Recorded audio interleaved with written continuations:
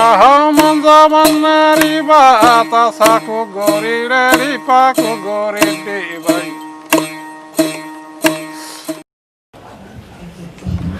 thank you.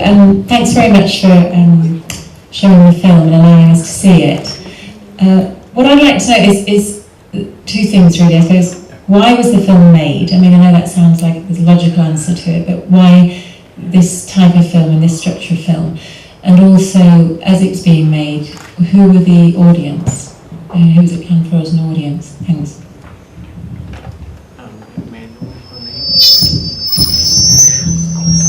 May I know your name, please? Oh, yeah.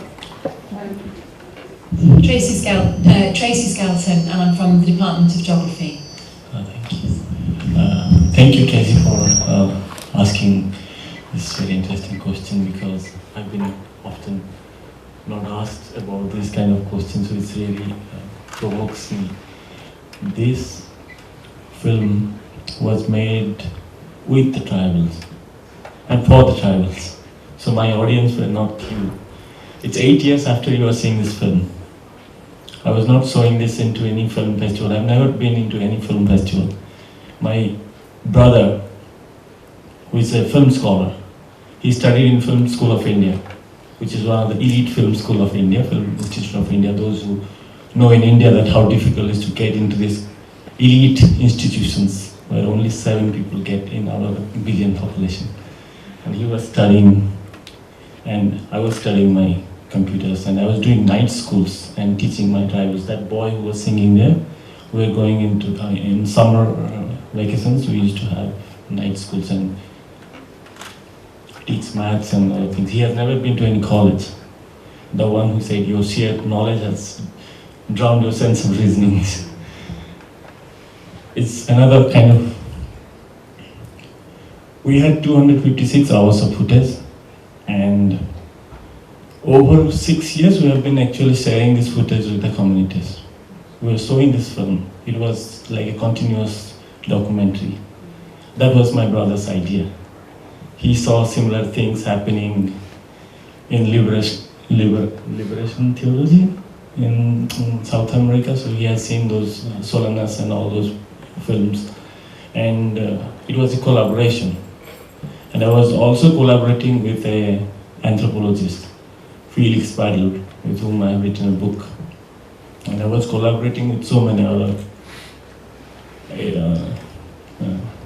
faculties, like geographer also I was collaborating with for creating maps and explaining them about the material flow analysis of aluminium and how similar things have happened in Wira in Australia and other regions, because I came to know about Janine Roberts, who has written a beautiful book called From Massacres to Mining. And that book is even not available now. So we were translating those books and showing those books. Bhagwan used to read those books, and then he used to actually give us statements, which I used to take to other mountains. And probably a couple of, I would say 100,000 people have seen this film. Overall, around 1.5 million have seen the film, and the booklet which you wrote called The Political Economy of Aluminium Industry, that was in Odia called Aluminium Silpor Arthaniti or Rajniti.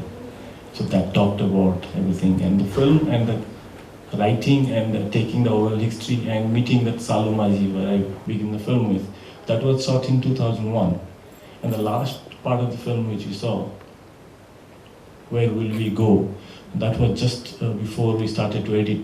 We said, Salu, we have already accumulated so much of footage, and we can't actually keep this in tapes. It's very difficult. We didn't have enough resources to do this. The film was non-funded. So I was raised by my family members and friends who contributed this film, because we saw also those structures of NGOs and international agencies and how they create their own narrative. And this was a response for which we decided to make the film for people. Thank you.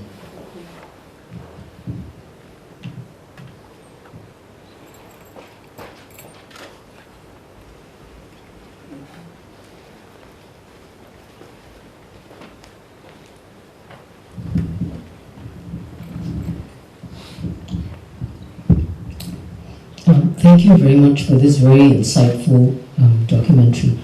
I'd like to ask, your film actually alluded to this at a few junctures, where you showed and talked, where you showed actually about how cows were dying from drinking the water and how the fish had disappeared from the rivers and so on. And also, you showed how this mute man was describing how he felt, like he was nauseous and so on. I was just wondering whether in your project, whether you had come across increased incidences of diseases, caused by such environmental degradation. The reason why I ask this is because I think your film mirrors remarkably the situation now seen for many years now in parts of China, where the same problem has actually wiped out entire villages in parts of China, and people have been dying actually from cancer. I myself have spoken to relatives left behind. So actually I'm very interested to see whether, to know whether you've actually come across diseases. Thank you. Thank you, Eileen, for asking another part of the question. It was 8 years ago when there was not enough actually people sick to be seen, and now last month I was visiting the same places. One of the places I was just meeting Draupadi, and almost all the villages in this are affected by the mining. Almost all. In Parjagar, that one village where you will see TB, like everyone has got TB, and the village is called now TB village, like cancer villages, Parjagar, and many other diseases like in Lanjikot. The guy who was saying that 1 feet of soil is yours and the rest is government, that's what he was told by the collector. He's died of TB. And he was a fantastic leader, Dai Singh Maji. These were the leaders who actually kept the movement alive. And he died of TB. And almost all the people around this Rengopali village, Bondaguda, Sakta, and many other villages, I can keep naming these villages. There are more than 100 villages. They're suffering. And they do want to hear about the cancer villages which you wrote, Eileen. They want to hear about what China is doing, because Indian billionaires are talking about, look at how China is developing, look at where China is going, and we're just lagging. So these kind of narratives are being also seen in this media, especially I'm talking about English media. We are completely in alternative media. I myself was a journalist 20 years ago, 30 years ago, writing about it, and I know how difficult it was. I was writing for Tehelka, and Tehelka just blacked out us. And Tehelka got money from Vedanta. Started to write that a new era at Lanjikar. And now it's creating this thing fest and bringing all these corporate bigwigs and getting their money. So it's completely creating another narrative, which is about jobs, it's about employment, it's about all those things which we actually do not examine, their cost-benefit analysis. But yeah, there are diseases all around these areas. And we are unable to document everything we see now. It's so vast. So we are only being able to only record the resistance, because that is what we feel is alternative. Because people are resisting. Those people who are suffering in it, they are not resisting. Some of them are just dying for compensation so that they can actually take the medical help. So there is this kind of complex situation. Thank you for asking that question.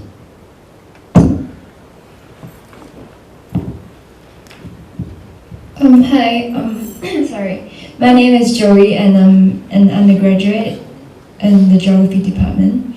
So I'm just really curious. I mean, I've really been impacted by what I've seen, and I was just wondering, amid so much hopelessness in terms of, it seems to be like a losing battle that you and the tribes are fighting. So what keeps you going, and what kind of hope do you offer these people? That's my first question. And my second one is, what can we do? I mean, as I don't want to just sit here to watch and feel sad, and then I go home and life goes on. Yeah, so I just want to know. Oh, that's so beautiful question, Joy. I feel that I'm really relating to such interactions with university students when I was a university student, going to the universities and trying to find out some allies like you, who are really interested to open up their minds. Talking about hope, I'm just here because we are celebrating resistance. We are celebrating the victory of the mountain, which you saw those people. This mountain is saved so far now.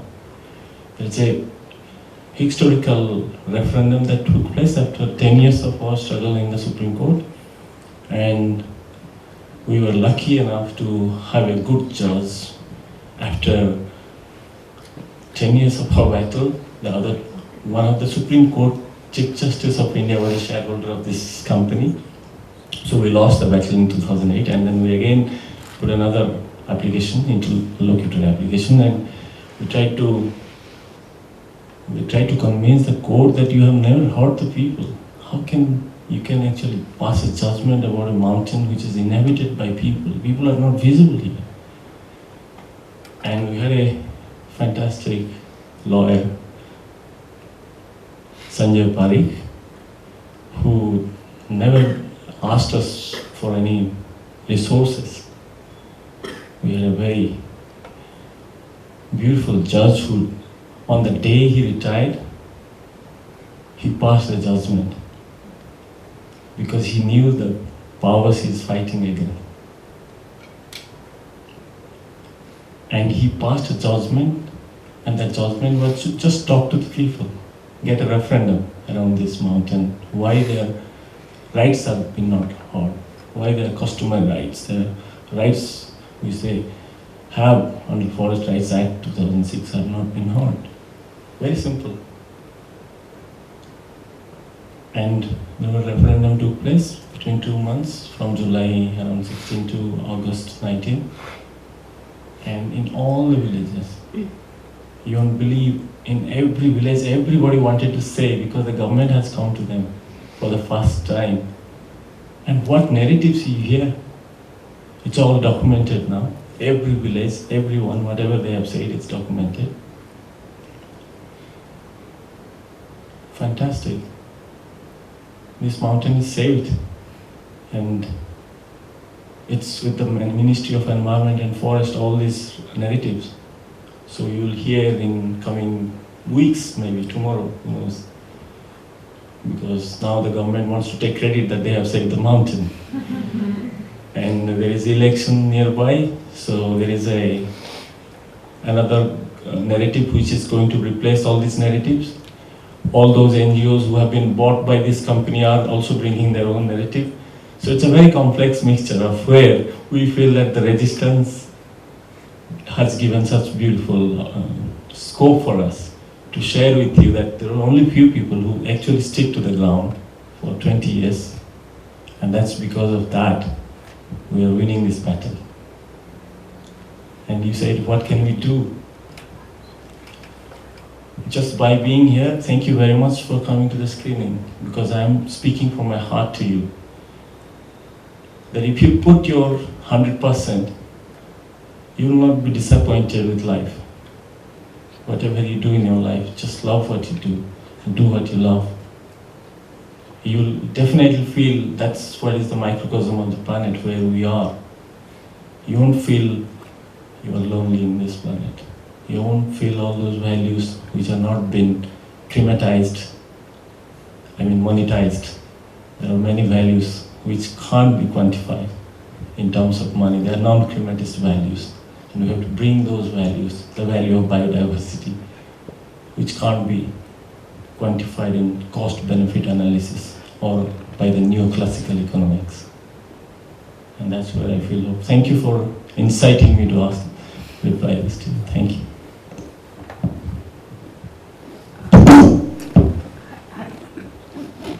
I have a question for you, and I wanted to follow up on that and ask you, this seems like a struggle in India. We don't have mines in Singapore. Does this relate to us? Professor Datta has really incited another question which will lead to many answers. You know very well that Singapore is actually the center of all this commodity exchange. Singapore has started in April 2009, the first iron ore exchange. So you can see those iron ore mines and those pollutions have to do with Singapore. So, and also to this company, Vedanta. You know, Vedanta was losing this case in the courtrooms. While they were losing these courtroom battles, it was the Singapore government which rescued this company by buying 30 million shares from the share market when London Stock Exchange was flooding with negative ratings. So we have to ask, what is the taxpayer doing here? Why the taxpayer is rescuing a company which is losing the battle? You'll be surprised that the French investment bank, Société Générale, in March 22nd, 3 weeks before the judgment is about to come, they could feel in these courtroom debates that they are going to lose it. So they were projecting, they were giving negative ratings. The ratings were like, sell it. And when the company is giving, investment rating agencies giving these ratings, you can imagine what happens in the stock market. The value of the Vedanta share, because of the protests, it was going down. And what happened that government of Singapore and government of Belgium and the pension funds of California Teachers Association are buying these shares. And so also Aviva Insurance and many others.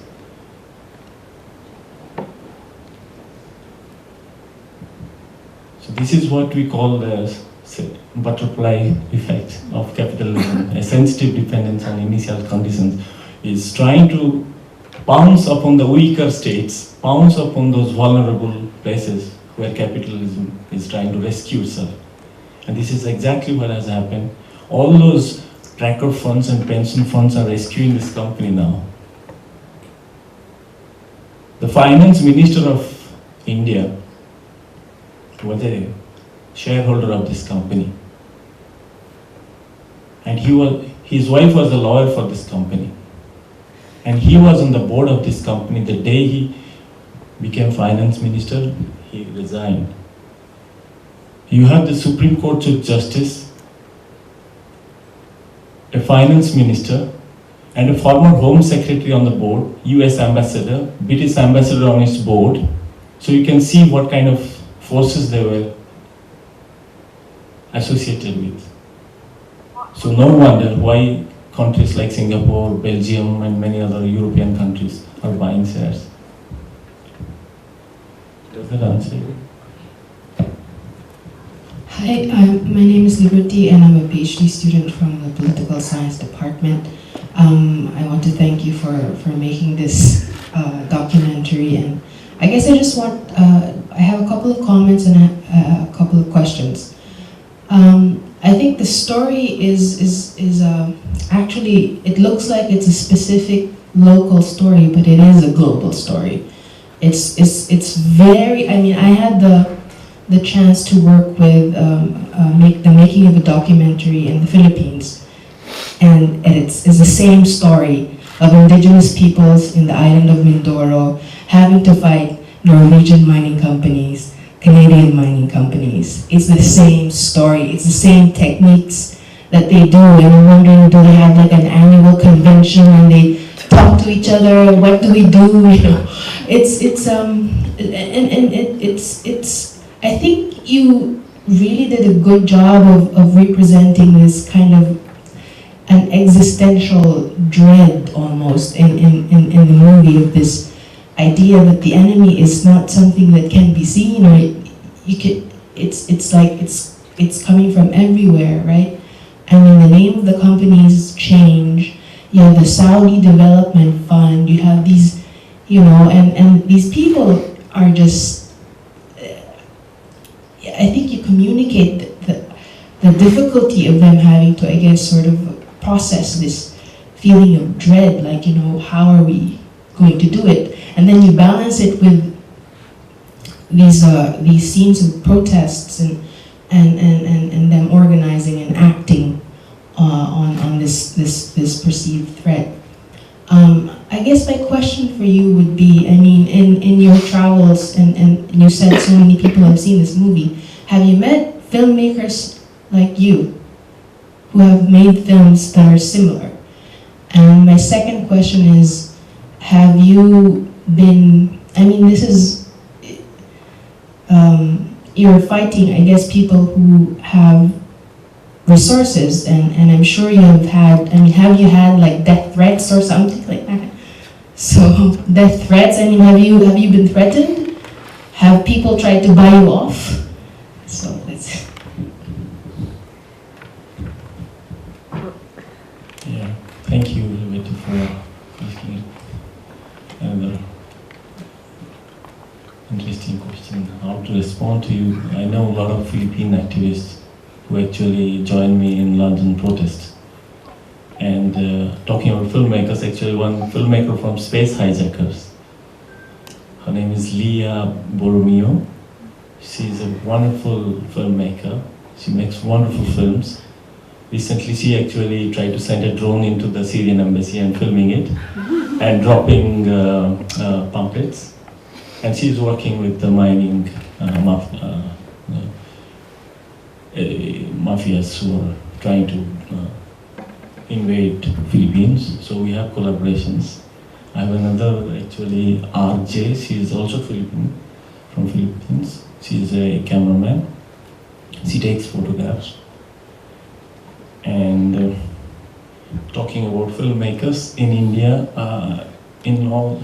most of my interviewers, they have turned into activist filmmakers. So most of them who were associated with making this film have become filmmakers. And some of them were attacked. Like I was attacked in 2004. They broke my camera because I was bringing international activists to this mountain. I always bring activists from London and from Trinidad, from Guinea. We were globalizing in these areas, which was not visible in India at that time. I'm talking about 12 years, 15 years ago. And now people are talking about globalizing resistance, but we were practicing that in real terms without actually making too much noise in the media. So as a result of that, this movement became strong. And what else to say? Buying off and threats, they can be only talked off record because I do not want to talk about those things when it is recorded, because you never know where it goes and how it happens. But we can actually have a one-to-one if you are interested to join us and to do meaningful things like these mountains. They say that these mountains are life. So I felt like my film is going to be a compliment to their life and that struggle, because this is also my everything for this. Maybe this is why I feel very happy today that I'm sharing this, because it's also sharing a victory. Sharing a victory of a 200 square kilometer mountain. Imagine that, almost like this country, Singapore, I would say, more than that. It's saved, and all that biodiversity is now intact. So I feel that in dread and despair, give little bit of turtle breathe, like the turtle in the film, slow breathe, and feel the slowness of life as well, because we are living in this internet, social media, where we talk about how to be always respond to every moment. But there are also moments which to be lived for yourself. Take take that victory news that there is one part of the planet which has been saved, and the capitalist forces, like as we were talking about Supreme Court Chief Justice, Finance Minister and ambassadors couldn't get that mountain. And that's where I feel you can feel the joy of some part of the planet which is alive, and the people are feeling that there is hope. And that's where I feel very positive, talking about optimism, endless.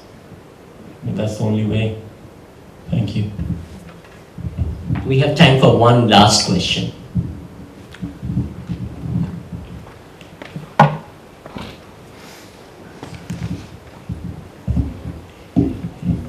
Hi, I'm Sujin from South Asian Studies, and I'm working on foreign direct investment in India, comparing two states, subnational states in India, Orissa and Tamil Nadu.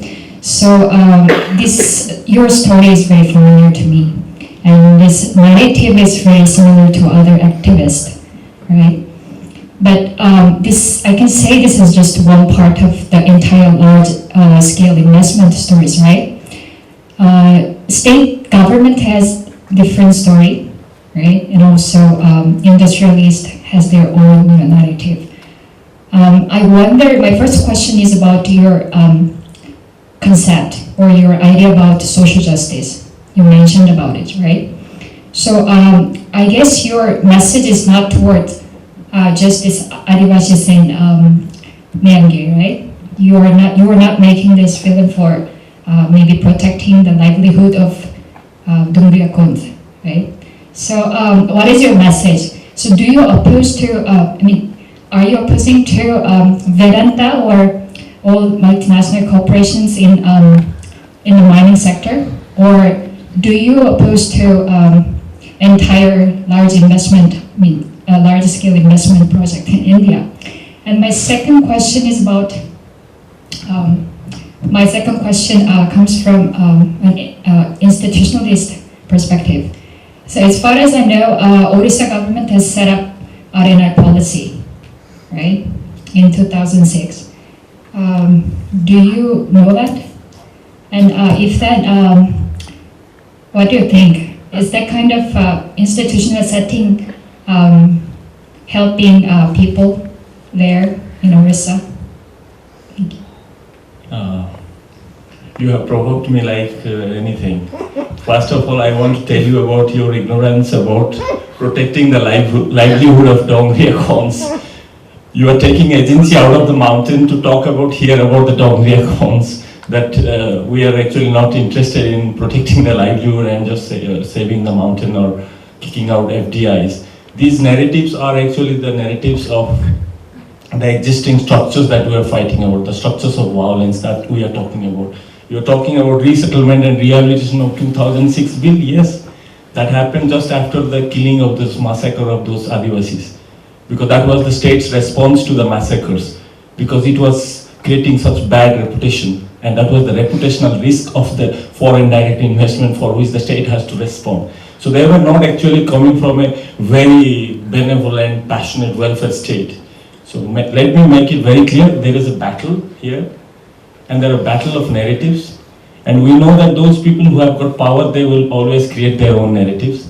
That's why in all these elite circles, when I come to the elite circles, I always also bring the voice from the ground. I always feel there is also a risk of associating with these elite circles where people who have not been even grounded in their own life about realities of life, daily to day struggles of the people, they often confuse me about who am I to talk about what FDIs are going to do for India. I know about few things about land, about people, what land means to people, what poetry means to them. Oh dear frogs and fishes of my river, will I be able to blink at each other anymore? I know what it means to them. I know what dislocation means to them. where 15 million people have been displaced over so many years, ended up in slums. Nobody even noticed where they are. And we talk about all this GDP, talk about FDIs, we talk about things which 70% of India's population won't care.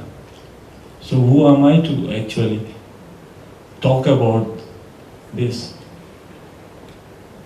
Talking about all this makes me wonder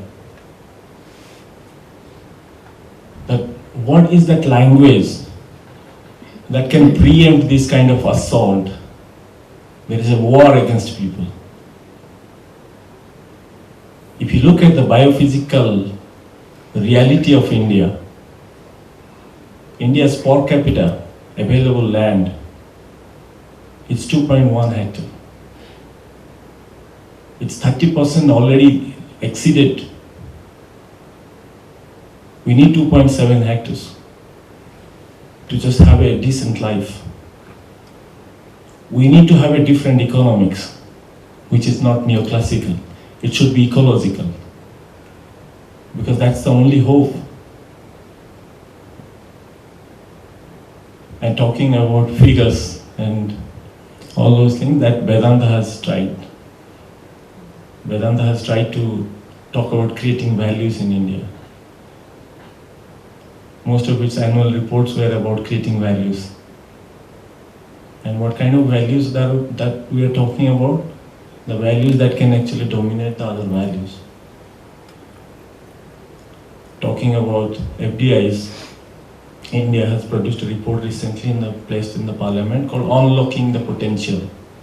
And what nonsense, they are not been even verified.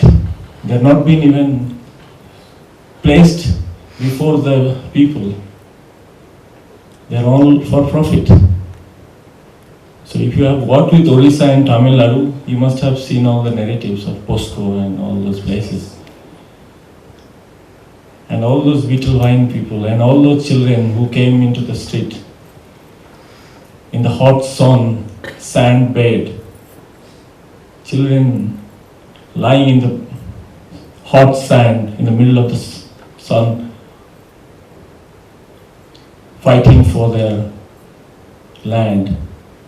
And the government of India is talking about as if the children were instigated by their parents. There are bad parenting taking place in these movement areas. These are the narratives that you hear in the media. Because all the 4 pillars of democracy has been already bought. So there is only hope in the people's power. That's my answer to all your questions.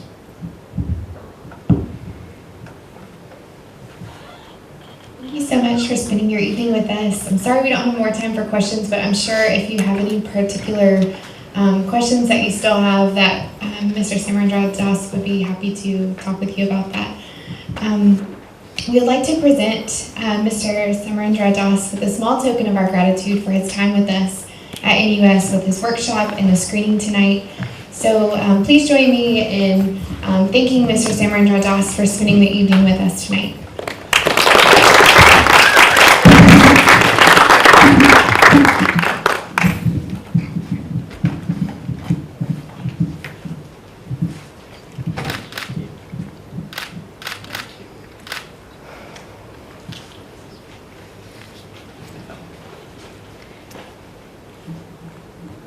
Thank you.